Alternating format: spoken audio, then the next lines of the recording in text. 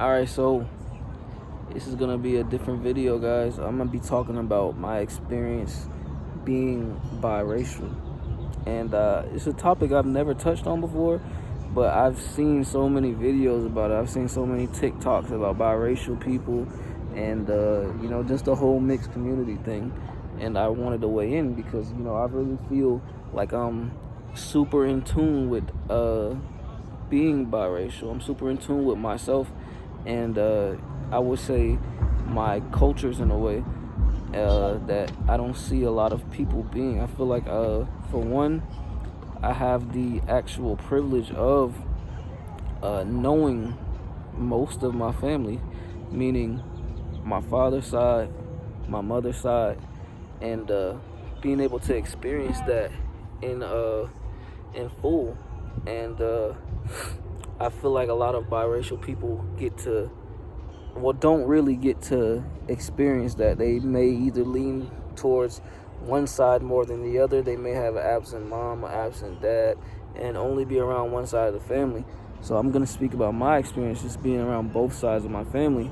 And this video could get pretty long, so I may break it down into a few different parts. But I'm going to start off at, maybe I'll start off at, just say me being young. Actually, I'll start off with me being young as far as like me in kindergarten, and when I really realized that I was biracial.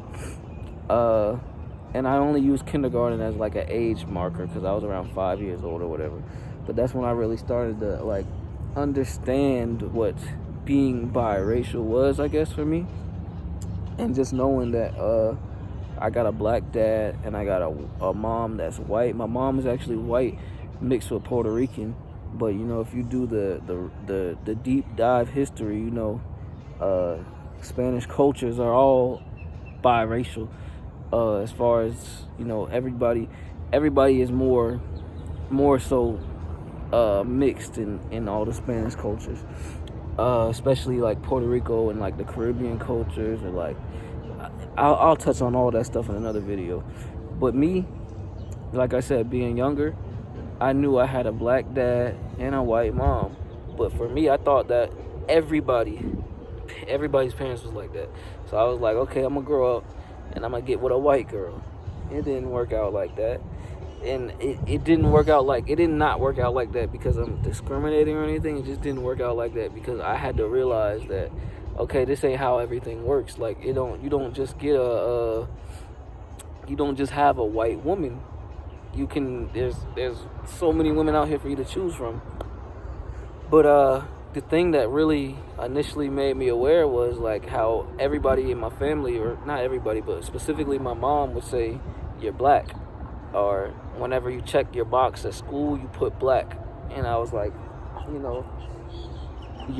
you're not black. And she was like, your dad's black, and you go off of what your dad is. And I was like, okay. And I didn't really question it or anything like that.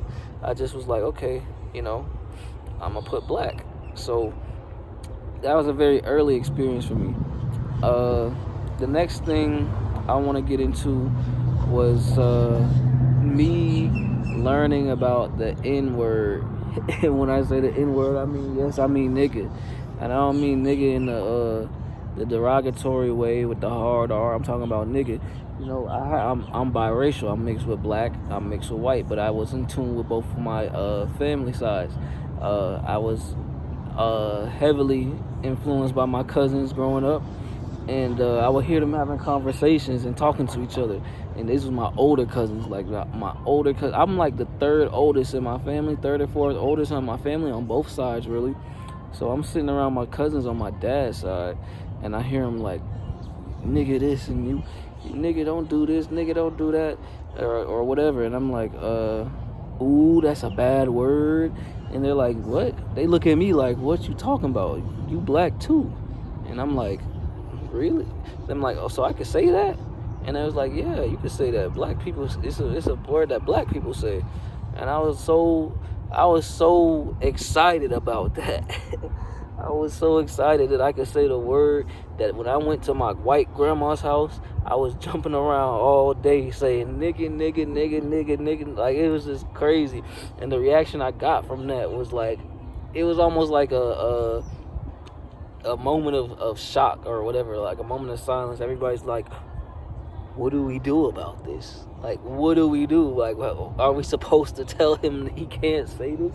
Or do we say that this is a bad word? I don't remember how they handled it, but I eventually stopped saying it around my family, like my white side of my family, of course.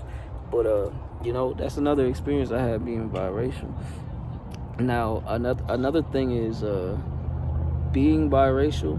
I was able to learn how to communicate with both people, with like both sides. Really, I was able to understand that how one side talk versus how another side talk, and with that comes, I was also able to understand things like I guess I would call it economic impact or whatever.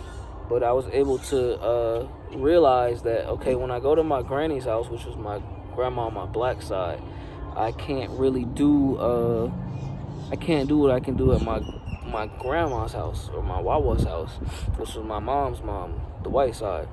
And I learned very quickly that both sides had big differences, because I had a lot more privilege at my mom's parents' house than I did at my dad's parents' house. Just simply off the fact that my mom's parents had more. They had more of an established family, that my granddad was in the military, that he had benefits. We would go to the thing called the commissary and the PX on the military base every weekend, and he would get us toys every time we were over there. And he would just, it was a lot. We had a lot more access to a lot more things that kids would, I would say, like to have access to as younger children. And versus going to my granny's house, where it was like, granny gonna send us to the store with $10 and tell us bring her the change back and get us a snack, and it's certain shit that we can't do at a certain time. And she didn't have that big of a place, versus my mom's parents having like a house that my granddad owned, and cars and stuff, and was able to take us places. My granny didn't have a car, and we had to take the bus or different things like that. So I really got to learn the not the cultural differences, but I would say economic differences. The cultural differences, I would say, were kind of natural, really. With black people, it's more like hip-hop culture. And I feel like I naturally just picked that up from both sides. I got to watch my uncles on my mom's side even, rap and like beatbox and break dance and stuff like that. They had old home videos of that. And, I was really able to kind of talk with my uncles on my mom's side, or they were able to tell me some stories that they had growing up and like show me things, versus my dad's side, we didn't really get involved with his brothers and stuff like that. Like, it was almost like a high and by thing. And more so like, your uncle's in prison. Your uncle's in prison for this many years, and your other uncle's in a mental institution, or not a mental institution, but a group home, I believe what it is called. I'm not too sure, but it's that's my Uncle Kenny. But it was a very big difference, and maybe you guys could see me better on this side. But that was one thing that I gotta adjust myself. But that was definitely some of the key differences I had growing up, and that's just the beginning, guys. That's really just the beginning. So I'm gonna cut this and say this is part 1, and if you guys want me to make a part 2, let me know. I'll make a part 2, because I got so many stories about being biracial, bro. Like, I have so many stories, and I feel like I'm so aware. So just let me know if you guys want a part 2. It's been 10 minutes. I gotta go, and I'll catch you guys again later. I hope you guys can see me, because I can't even see my phone screen because the sun's in my face. But I'll catch you guys later.